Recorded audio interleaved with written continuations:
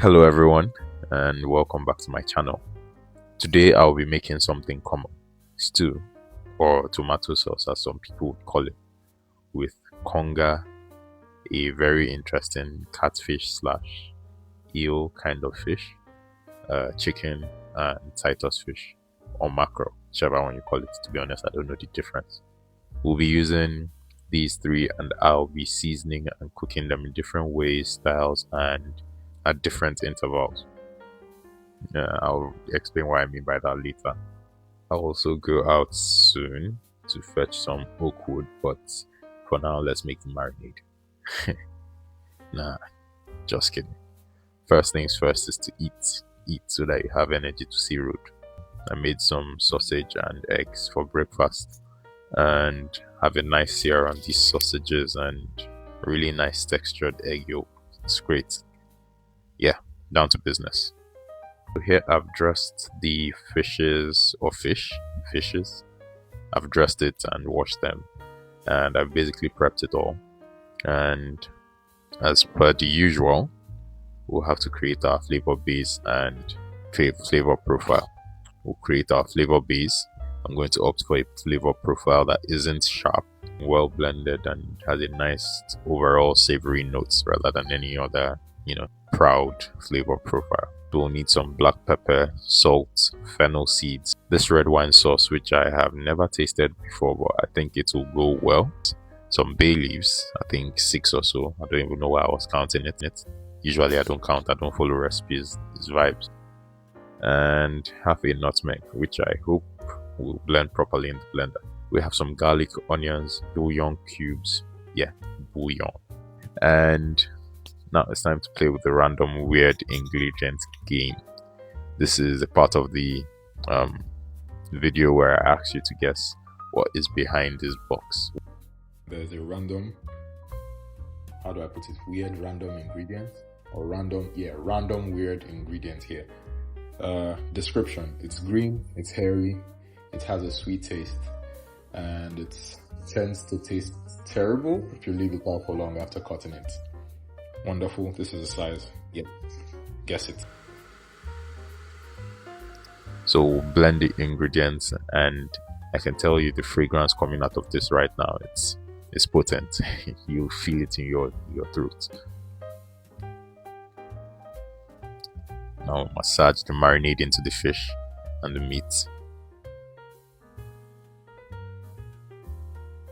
Pat it down. Make sure it's all in every nook and cranny.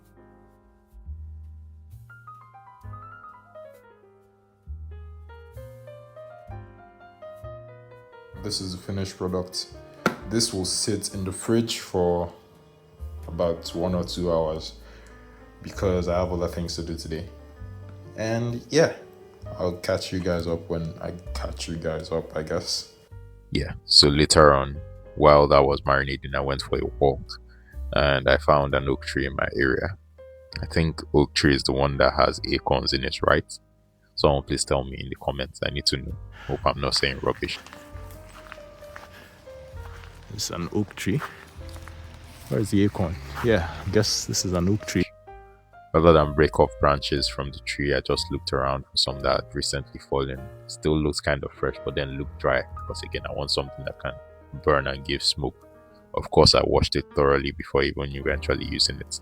Here, I'm about to stack up and I'm laying the foil, which will catch up all the water and liquids. This will be used to then spice up the sauce, and I'll soon preheat this oven.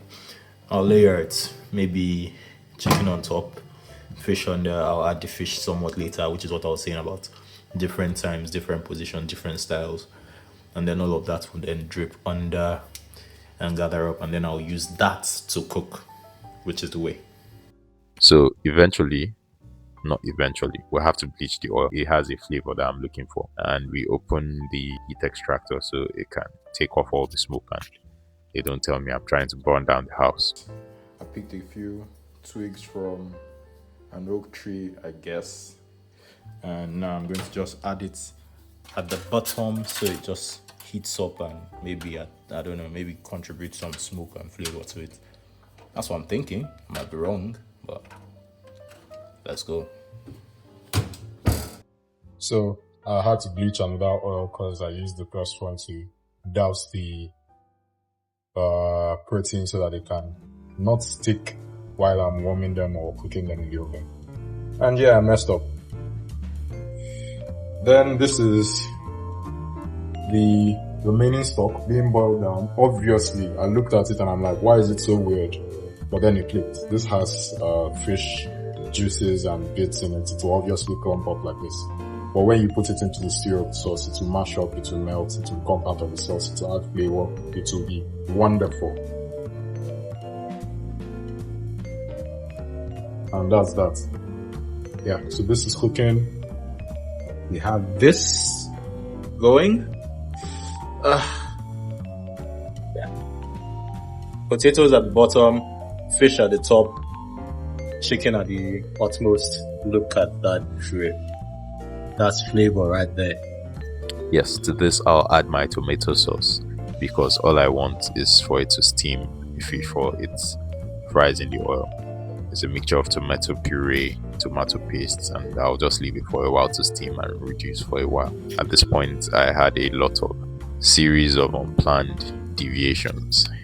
I would say Murphy's Law was trying extra hard to take effect today, but yeah, a lot of things were just going, I wouldn't say wrong, just going not according to plan.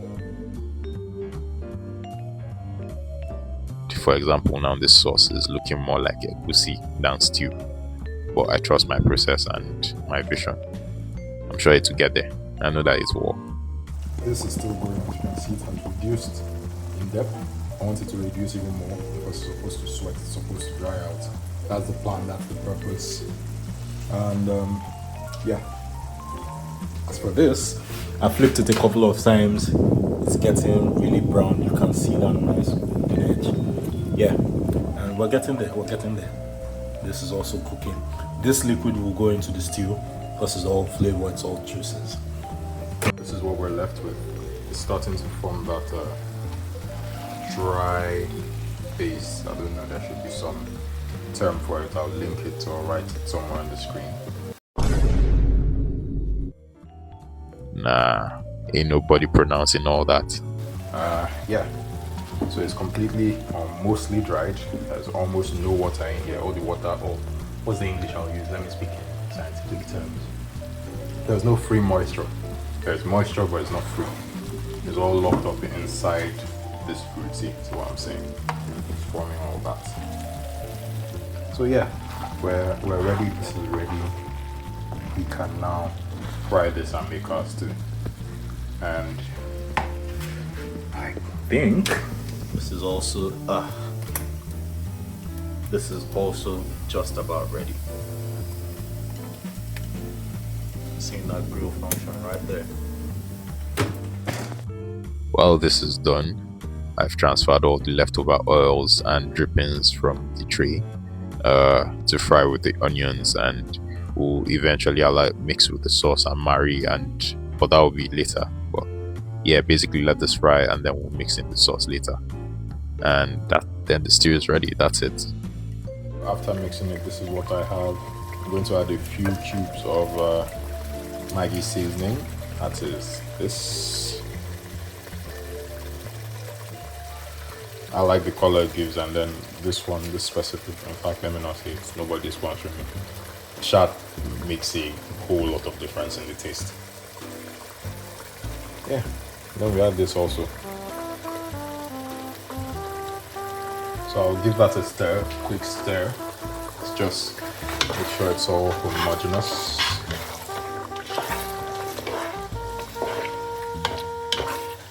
Look at that. Wonderful. So doubling back on what I said, which is different methods. I've added the chicken first so that it cooks first and mixes with the sauce and absorbs all the flavor, and then I'll add the conga later because it's a tougher fish, and the Titus will go in last. Please, if you're enjoying this video, don't forget to leave a thumbs up, a comment, a like, subscribe, and also share this with others. because this helps the algorithm. This brings this content to more people like you, more food lovers who want to see interesting videos like this.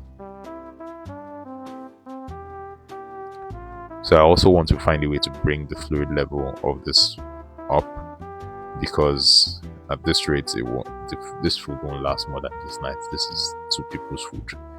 So yeah, I'm going to try and add some water or some other fluids to just make this come up a little bit to like this level. Like I said, many unintended deviations. It's coming together nicely. However, in the pasta department, well, let's just say we have some more deviations. It happened to be that a few of this pasta strands, whatever they are, a few of it got burnt. But like all great chefs, I'll look at it from the innovative aspect. It's not so bad, it's not terrible. I think the term that is used, the proper term is assassin spaghetti. So unintentionally, that's what I've gone for. Unintentionally, that's what I've made. Assassin spaghetti is basically a dish where you burn the food to give it some flavor. So in a way, this was a sophisticated success, not a mistake. Nice. Now we plate. Serve out some of the sauce, and don't worry, that's good palm oil. We need a lot of that. We add 1 fish, 1 chicken, and yeah, moment of truth. Let's have a taste and rate it. I'd definitely be trying this again. And what do you guys think? Let me know. Would you have changed anything in the recipe? Would you have done otherwise? Is this how you do yours? I'm sure a lot of people don't do theirs like this. I've shot myself in the foot for asking.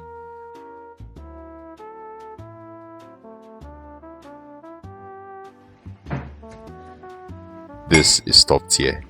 Finger licking good.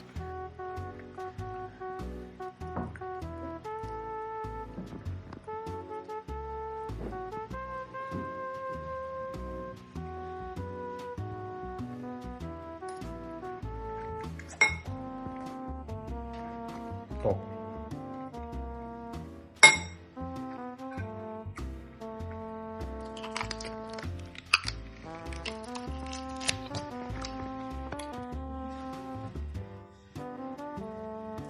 After all said and done, I went out to take a look at nature again, observe the local wildlife.